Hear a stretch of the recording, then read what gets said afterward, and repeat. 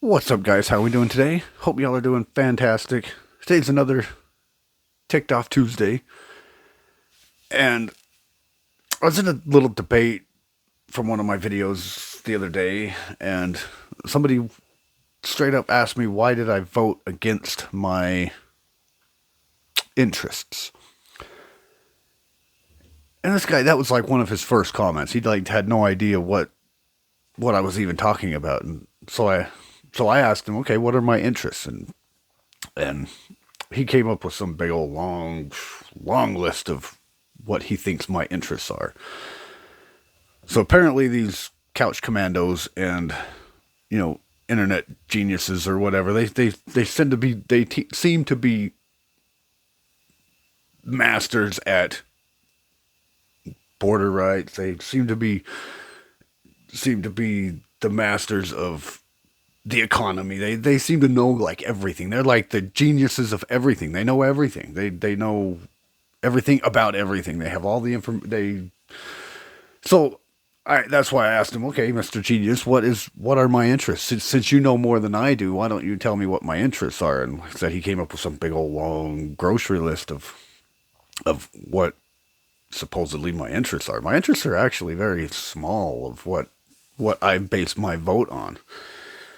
And this video could get a little long because I do have some clips of some current and former politicians actually talking about some of my interests and what I actually have interest in. But my first and foremost is let's talk more action.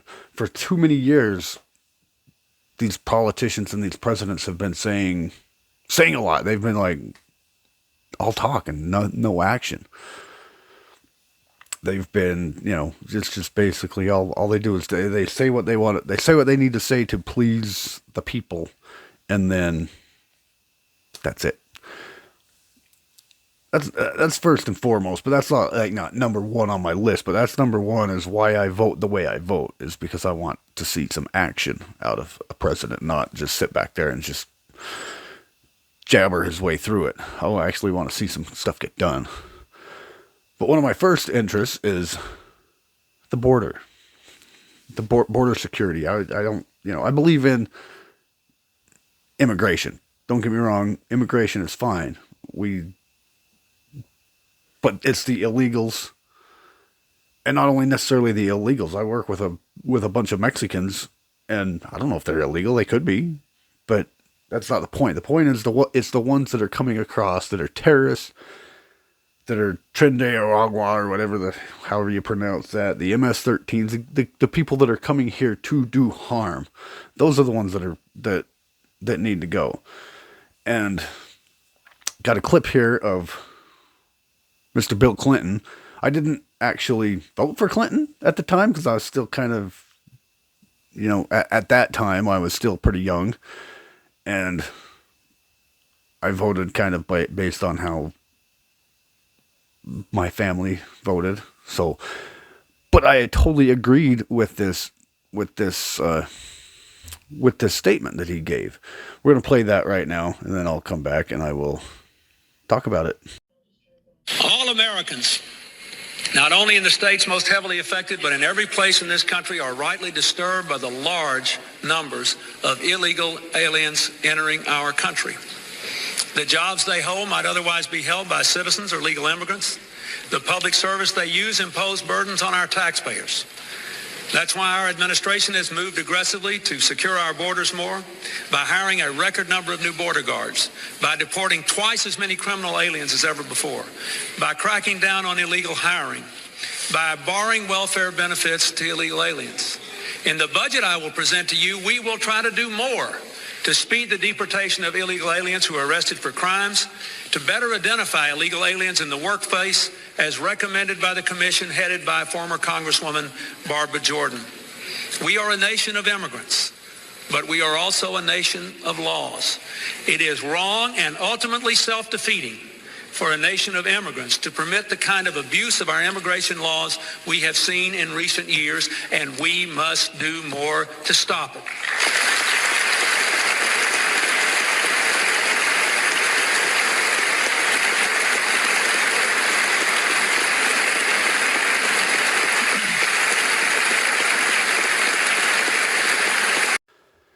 Yeah, so you see, I totally agree with that. I mean, I don't see a problem with that. We are a nation of laws, and they are coming in here in droves, and they are killing our economy, and they are not necessarily killing our economy, but they're stealing our jobs, they're stealing our, and a lot of them are coming in as criminals. They're coming in, and even Mr. Clinton there wanted to hire a record number of border guards. Did he do that? I don't know. I don't remember. But if he did, it obviously wasn't enough because it didn't help any, because it just kept getting worse and worse. And did you see the standing ovation he got for that? For wanting to secure our borders? Let's see what Mr. Barack Obama, same thing. I didn't vote for Obama because I knew it was going to be all talk and no action. And I totally agree with his comment too. I totally agree with this. If he would have actually done something about it, I would have probably voted for him at least the second time. But because I don't necessarily base my vote on Republican, Democrat. I base it on what's best for me. What is this person going to do for me? How will it benefit me to vote for this guy? And like I said, number one is less talk, more action, and border security. Border security was one of my interests. Let's see what Mr. Barack Obama has to say.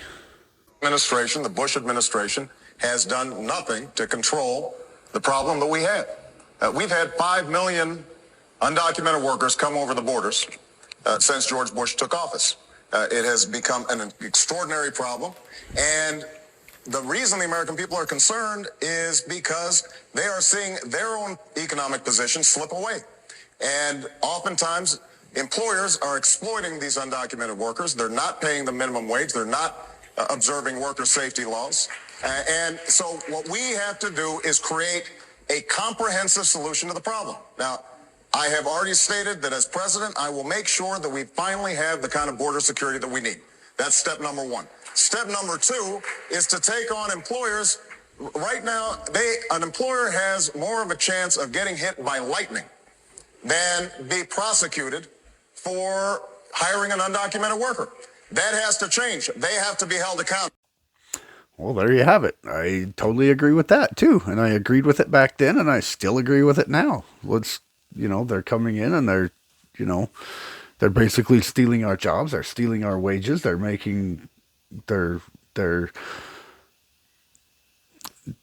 killing our economy. They're killing, I mean, it may not be as much now as it was then, but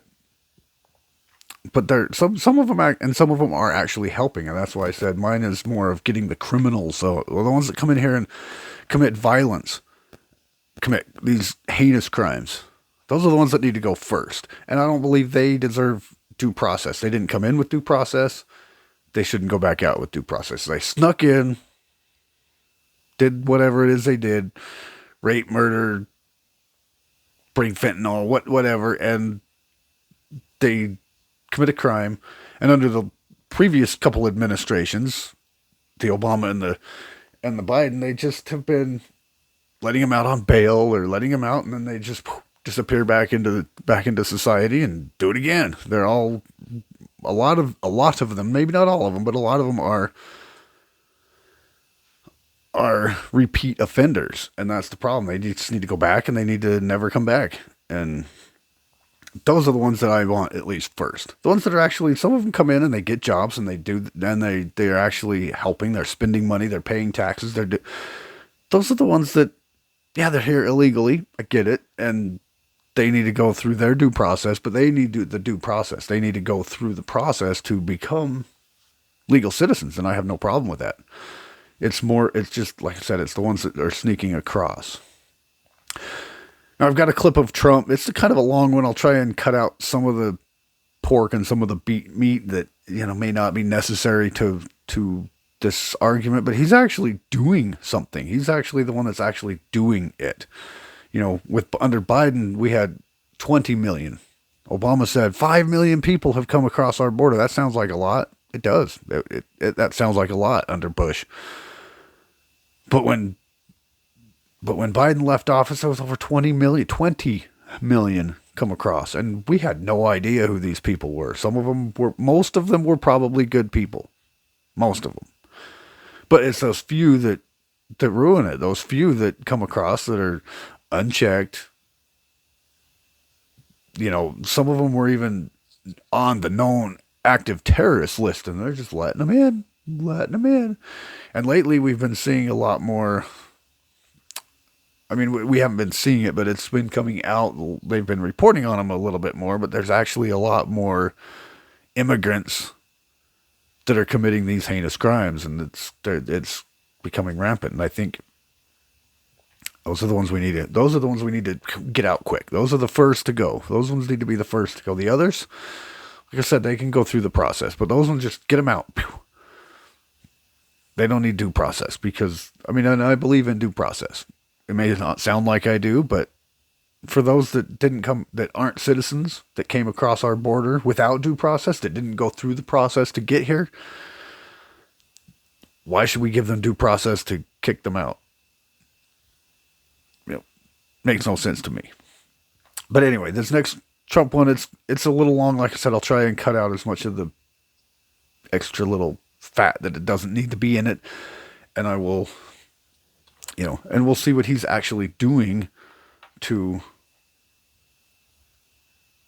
that he's said what he said, and I still believe it today, and he's actually doing something. See, the less talk, more action. He's the only one that's actually doing something. Our illegal border crossings is record lows. Well, I don't know about the history of the country, but record lows from at least our current era. Anyway, let's play that one and be right back. Truly care about protecting Americans' children, no step is more crucial than securing America's borders. Over the past 4 years, 21 million people poured into the United States. Many of them were murderers, human traffickers, gang members, and other criminals from the streets of dangerous cities all throughout the world. Because of Joe Biden's insane and very dangerous open border policies, they are now strongly embedded in our country, but we are getting them out and getting them out fast. And I want to thank Tom Homan and Christy. I want to thank you and Paul of Border Patrol. I want to thank you. What a job they've all done. Everybody, Border Patrol, ICE, law enforcement in general is incredible. We have to take care of our law enforcement. Have to. Last year,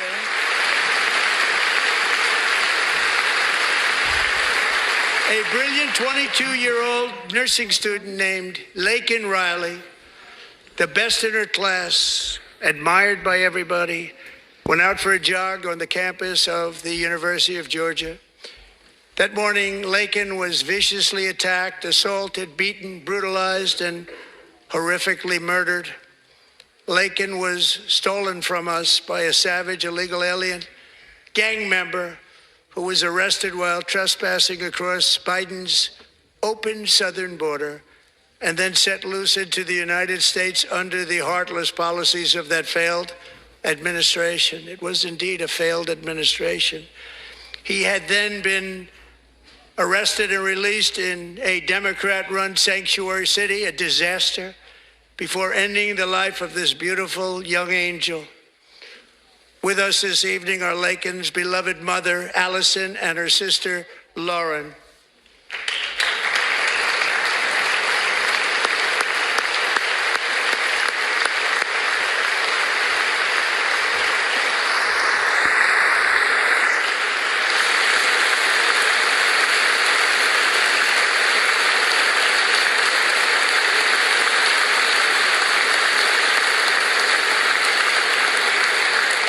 Last year, I told Laken's grieving parents that we would ensure their daughter would not have died in vain.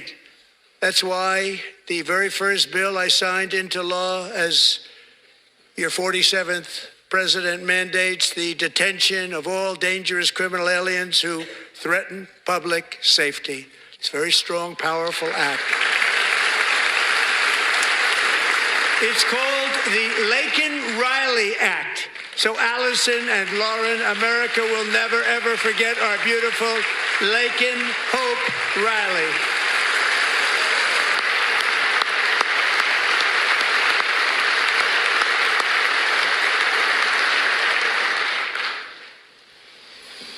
Thank you very much.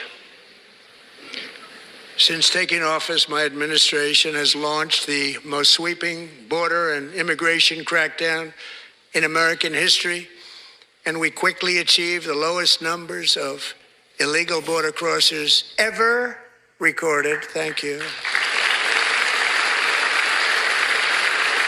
The media and our friends in the Democrat Party kept saying we needed new legislation. We must have legislation to secure the border.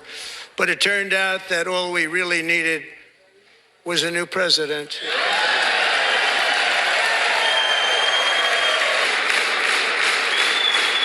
Thank you. Joe Biden didn't just open our borders, he flew illegal aliens over them to overwhelm our schools, hospitals, and communities throughout the country. Entire towns like Aurora, Colorado, and Springfield, Ohio, buckled under the weight of the migrant occupation and corruption like nobody's ever seen before. Beautiful towns destroyed. Now, just as I promised in my inaugural address, we are achieving the great liberation of America. But there still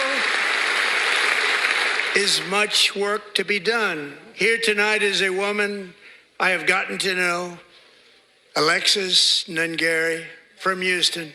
Wonderful woman. Last June, Alexis's 12-year-old daughter, her precious Jocelyn, walked to a nearby convenience store.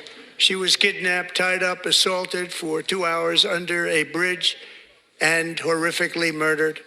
Arrested and charged with this heinous crime are two illegal alien monsters from Venezuela, released into America by the last administration through their ridiculous open border.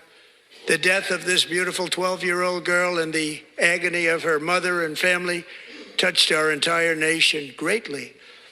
Alexis, I promised that we would always remember your daughter, your magnificent daughter, and earlier tonight, I signed an order keeping my word to you.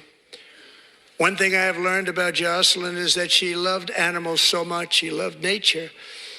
Across Galveston Bay, from where Jocelyn lived in Houston, you will find a magnificent national wildlife refuge, a pristine, peaceful, 34,000-acre sanctuary for all of God's creatures on the edge of the Gulf of America. Alexis, moments ago, I formally renamed that refuge in loving memory of your beautiful daughter, Jocelyn. So, Mr. Vice President, if you would, may I have the order?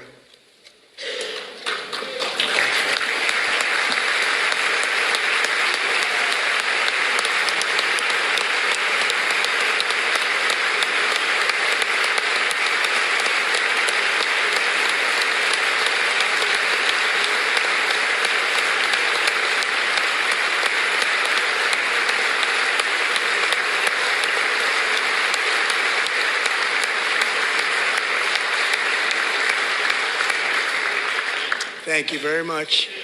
All three savages charged with Jocelyn and Lakin's murders were members of the Venezuelan prison gang, the toughest gang, they say, in the world, known as Tren de Aragua.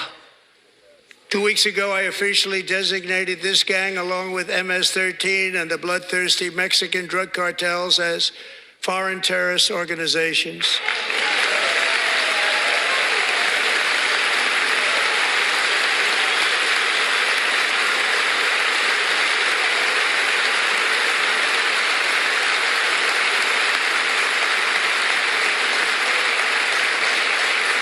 They are now officially in the same category as ISIS, and that's not good for them.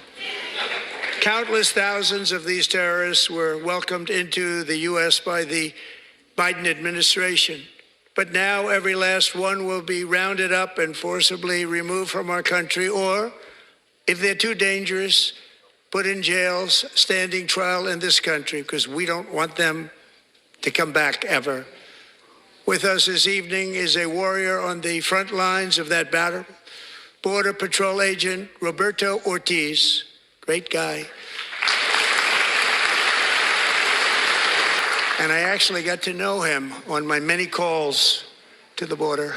He's a great gentleman. The territory to the immediate south of our border is now dominated entirely by criminal cartels that murder, rape, torture, and exercise total control. They have total control over a whole nation, posing a grave threat to our national security. The cartels are waging war on America, and it's time for America to wage war on the cartels, which we are doing. 5 nights ago, Mexican authorities, because of our tariff policies being imposed on them, think of this, handed over to us 29 of the biggest cartel leaders in their country. That has never happened before. They want to make us happy. First time ever. But we need Mexico and Canada to do much more than they've done, and they have to stop the fentanyl and drugs pouring into the USA. They're going to stop it. I have sent Congress a detailed funding request laying out exactly how we will eliminate these threats to protect our homeland and complete the largest deportation operation in American history, larger even than current record holder President Dwight D. Eisenhower, a moderate man, but someone who believed very strongly in borders. Americans expect Congress to send me this funding without delay so I can sign it into law. So, Mr. Speaker, John Thune, both of you, I hope you're going to be able to do that, Mr. Speaker. Thank you. Mr. Leader, thank you. Thank you very much. And let's get it to me. I'll sign it so fast, you won't even believe it.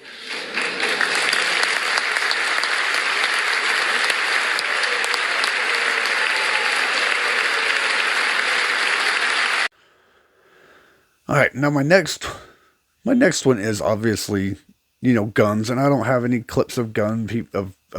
We all, I could go back and find some, but the Dems are wanting gun control, and the Republicans don't. You can call me an idiot for that one, and you can call me 2A for this, but I don't necessarily, because they both have some gun control in them, and I'm not trying to, but some, what people might call gun control laws may not necessarily be gun control laws. Some of it may just be common sense. They may call it common sense gun reforms, but I think if we just have common sense, then we won't need common sense gun reforms. Like, it's like some of them are the you've got your stand your ground, and you've got your castle doctrines, and those are cool, but you've got also your duty to retreat. Is that really technically an infringement, a gun control? That's common sense. If your life's not in imminent danger, then you shouldn't shoot someone. I mean, that's kind of the idea, is you carry it in case your life is in imminent danger. But you hear a lot of stories of people that just shoot just simply because they have the gun. And those are the people that, they may be legal gun owners. They may be training. They may be thinking they're doing the right thing, trying to do the right thing, but it's common sense. But because of those people, and not necessarily because of those people, it's because of the criminals, they want to take guns. And I don't know if you've seen it. You can go back and watch it. I didn't look that one up, but the Adam Schiff brought in the assault weapons ban of 2025, wanting to take basically our assault weapons away. And they want to do mandatory buybacks. Who am I selling this gun back to? The government? Because the government never owned it. How can the government buy it back? That's their way of saying, here, hand it over. And then they're kind of like, to make it sound right, we'll give them a gift card, or we'll give them, and then we'll call it a buyback. So we're actually buying it from them. We're giving them, nope, you're not doing that. That's basically a form of, give me your gun. Mandatory buyback. Yeah, they want to do that. They want to make it sound like it's good because we're buying it back. The government never owned that thing. If I'm selling my gun back to somebody, it's back to the gun store that I bought it from. And then they can sell it back to the gun manufacturer that built the gun, not back to the government. I'm not taking it to some stupid random place that the government is buying these guns back. And yeah, I get it that Trump kind of said that take guns now, due process later. And I don't agree with that. I totally don't agree with that.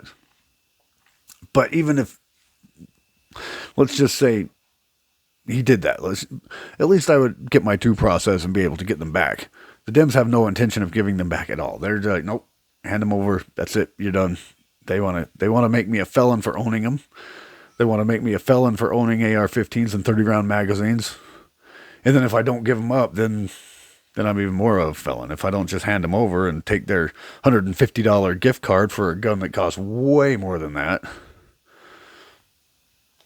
then all of a sudden I'm a felon. They want to make us felons. They want to make us legal gun owners felons just because they don't like something. And I get the school shootings. I'm definitely not a supporter of those. But gun laws aren't going to stop that. Making all these stupid gun laws are not going to stop criminals from getting guns. They're going to get them illegally. They're going to get them, even if you make these background checks of people so that they can't buy guns. Well, they still get guns. They can still get them because criminals don't follow laws. Criminals don't follow. So they're still going to get it how they get it, regardless. And taking them from us isn't going to help. Making them illegal, making us law-abiding citizens all of a sudden felons for owning them isn't going to stop these crimes. What's going to stop it, to me, is more guns in the hands of good people. You know, if you have more armed security at these schools, or allow teachers to conceal carry in the school, people aren't going to go there. Where do most, if not all, mass shootings take place? Gun-free zones. So, and these red flag laws are a joke. That's the take guns now, due process later type deal. That's what that is, red flag laws. And I totally don't agree with that, because if my neighbor just sees me carrying in guns and all of a sudden they make something up that, oh, he's got guns, he could shoot me, then they come and take my guns, and yeah, I don't think so. Yeah, red flag laws are a no-go for me. I don't agree with them, not even a little bit.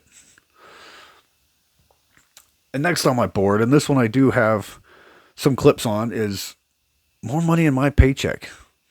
The economy, basically.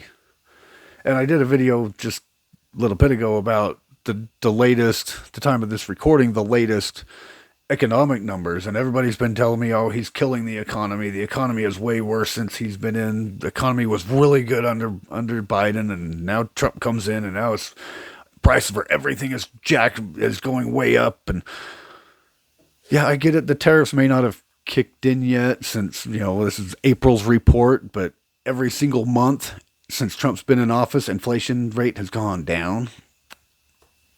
It may still be a little on the high side compared to what the feds think that the perfect sweet spot is. Yeah, maybe still a tad high on that, but it's come down every single month since he's been in office. Even with all these threats of tariffs, even with all these threats of trade wars, and our inflation and our economy and our prices are still coming down. You know, they proved it right on, I think it was NBC. NBC, that's definitely not a right-wing channel. But they said prices are actually going down. Food dropped like 0.1%, which may not sound like much, but a drop is a drop. Gas prices went down considerably, quite a bit. National average, they're down 50 cents a gallon. That's, again, pennies, but down is down, right? So far, I mean, yeah, they say the tariffs haven't kicked in yet, but okay, we're going to keep up with this.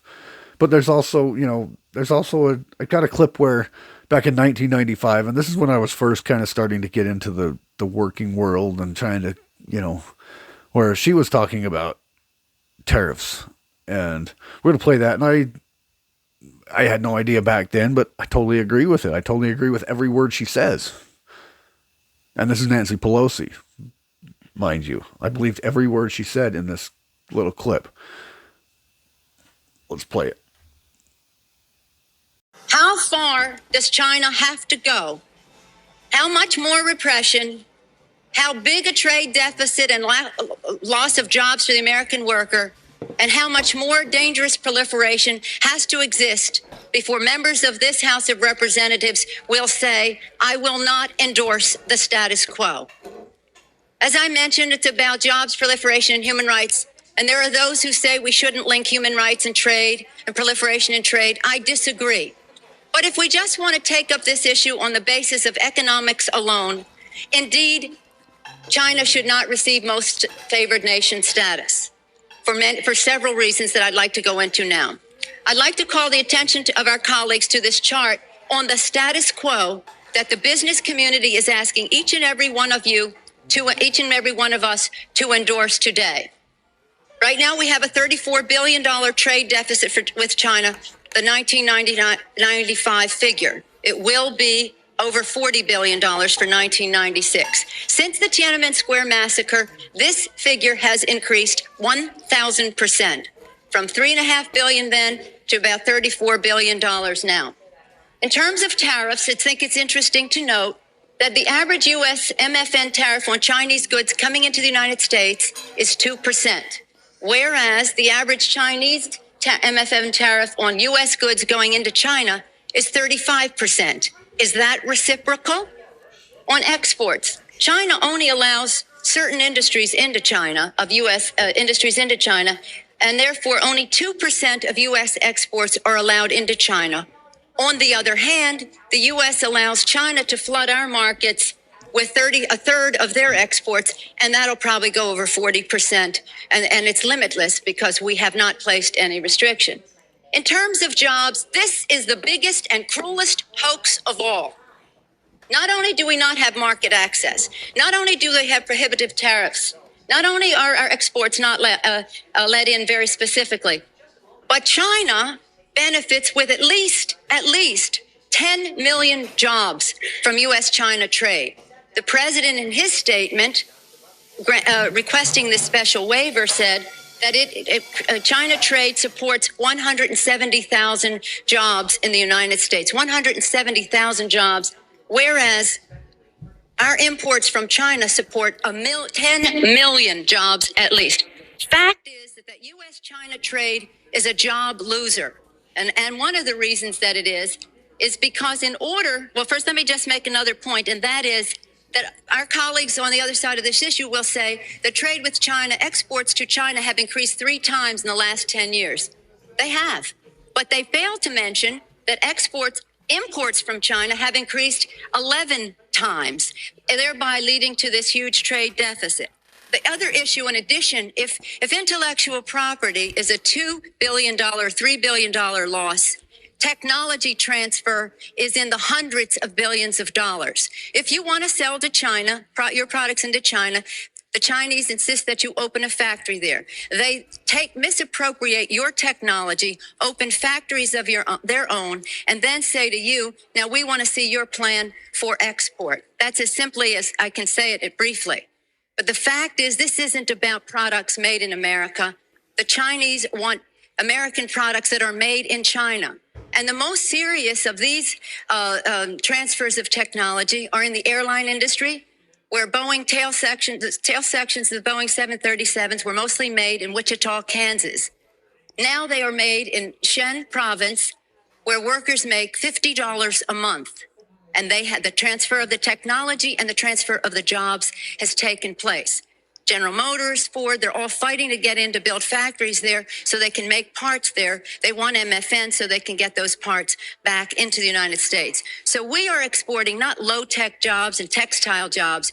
We're exporting our technology. Now, if you take a country the size of China with the very cheap, and in some instances, slave labor, the lack of market access, the rip-off of our intellectual property, the transfer of technology, a country that is not willing to play by the rules in any respect in this trade relationship, you have a serious threat not only to our relationship, but to the industrialized world. And if there's one message that I want our colleagues to understand today and our constituents is that on this day, your member of Congress could have drawn the line to say to the President of the United States, do something about this U.S.-China trade relationship that is a job loser for the United States. And this brings us to the point that others have said, well, we can't isolate China. Do you think for 1 minute that with 10 million jobs at least and 35 billion and be over $40 billion this year in a trade surplus, all those billions of dollars in surplus, that the Chinese are going to walk away? Where are they going to take 35 to 40% of their exports? Who's going to buy them? This is what sustains the regime. The funding and the jobs. They can't have those people out of work. They have to be at work exporting. So yeah, so she talks about reciprocal tariffs and that we've been getting killed by China for so long, and totally agree with that. We've been getting chewed up by China like left and right, and like it's been a joke. They've been killing us. They've been taking advantage of us. We've been making horrible trade deals since even back in 1995. They were complaining about unfair trade deals and not having enough tariffs, and the tariffs they put on us are way higher than the tariffs we put on them, and they're stealing our manufacturing and all this. And I totally agree. Totally. That's another topic that I vote for, that I vote on. That's one of my interests, is the economy and trade deals and trade wars and not being taken advantage of, and actually, being able to keep more money in my pocket, which Trump is actually lowering taxes, by the way, on everybody. Yes, I know he's lowering them for the 1%ers.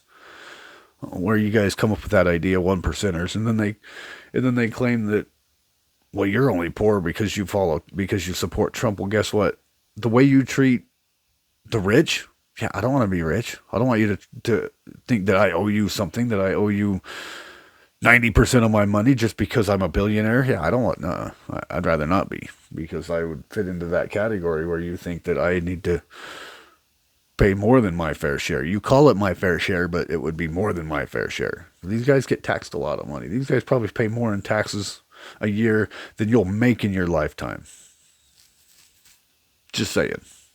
Maybe not everybody, and that may not apply to everybody, but the vast majority of us, these rich people, pay more in taxes than we make in our lifetime, and they pay that in a year. So, let's see what Obama has to say about trade wars and the economy. Now, one of the things that I talked about during the State of the Union address was making America more competitive in the global economy. The good news is that we have the best workers and the best businesses in the world. They turn out the best products, and when the playing field is level, they'll always be able to compete and succeed against every other country on earth. But the key is to make sure that the playing field is level. And frankly, sometimes it's not. I will always try to work our differences through with other countries. We prefer dialogue. That's especially true when it comes to key trading partners like China. We've got a constructive economic relationship with China, and whenever possible, we are committed to working with them to addressing our concerns. But when it is necessary, I will take action if our workers and our businesses are being subjected to unfair practices. Now, since I took office, we've brought trade cases against China at nearly twice the rate as the last administration. And these actions are making a difference. For example, we halted an unfair surge in Chinese tires, which has helped put over 1,000 American workers back on the job. But we haven't stopped there. 2 weeks ago, I created a trade enforcement union to aggressively investigate any unfair trade practices taking place anywhere in the world. And as they ramp up their efforts, our competitors should be on notice. You will not get away with skirting the rules. When we can, we will rally support from our allies. And when it makes sense to act on our own, we will. I just signed a bill to help American companies that are facing unfair foreign competition. These companies employ tens of thousands of Americans in nearly 40 states. Because of subsidies from foreign governments, some of their foreign competitors are selling products at an artificially low price. That needs to stop. This morning, we're taking an additional step forward. We're bringing a new trade case against China, and we're being joined by Japan and some of our European allies. This case involves something called rare earth materials, which are used by American manufacturers to make high-tech products like advanced batteries that power everything from hybrid cars to cell phones. We want our companies building those products right here in America. But to do that, American manufacturers need to have access to rare earth materials, which China supplies. Now, if China would simply let the market work on its own, we'd have no objections. But their policies currently are preventing that from happening. And they go against the very rules that China agreed to follow. Being able to manufacture advanced batteries and hybrid cars in America is too important for us to stand by and do nothing. We've got to take control of our energy future, and we can't let that energy industry take root in some other country because they were allowed to break the rules. So our administration will bring this case against China today, and we will keep working every single day to give American workers and American businesses a fair shot in the global economy. We're going to make sure that this isn't a country that's just known for what we consume. America needs to get back to doing what it's always done best. A country that builds and sells products all over the world that are stamped with the proud words, made in America. That's how we create good middle-class jobs at home, and that's how we're going to create an economy that's built to last. Thank you very much, everybody. And again, I totally agree with that. We're not on level playing fields, and Obama prefers dialogue. Well, guess what? Dialogue hasn't worked. You think they do what they're told? You think they do what they discussed? Obviously not, and it's been proven. And they're still killing us. We buy way more from the United States. Is what controls their economy. If we quit buying from them, their economy goes down the drain. We keep their economy going. And they're taking it from us. They're taking our jobs. They've been doing that for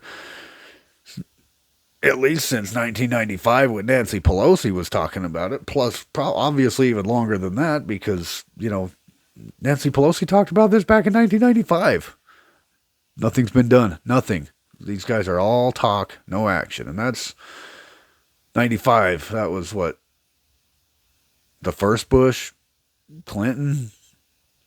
I don't know about the first Bush. Maybe the first Bush and, all that. None of these presidents, none of these people have done anything. None of them have done anything. They're all talk, no action. And now we get somebody in here that's got the balls to do something, and now everybody's pissed off about it. They're so mad that he's actually doing what these politicians have been getting standing ovations for saying for decades. Yeah, we're gonna tighten our borders. Yay! We're gonna level the economic playing field. Yay! Hooray! And then Trump comes in and actually tightens our borders. Boo! And then Trump comes in here and actually evens the playing field on trade. Boo! Everybody's hypocrite much. That's all I gotta say why is it okay for one person to say something and they get all happy and cheerful, and when somebody actually comes in and does what that person said they were going to do, all of a sudden he's the evil one? Make it make sense. Somebody in the comments, make that make sense.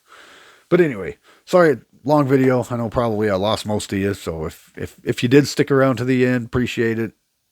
Love you guys. And those are most of my topics. I've got a few others but those are my three main ones.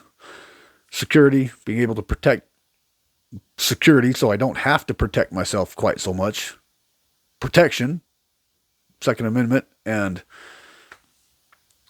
the economy. More money in my pocket. Those are my three main, but it all ties together with less talk, more action. I need somebody in there that's actually going to do something about it. And no one has up to this point. So there you have it. Appreciate y'all.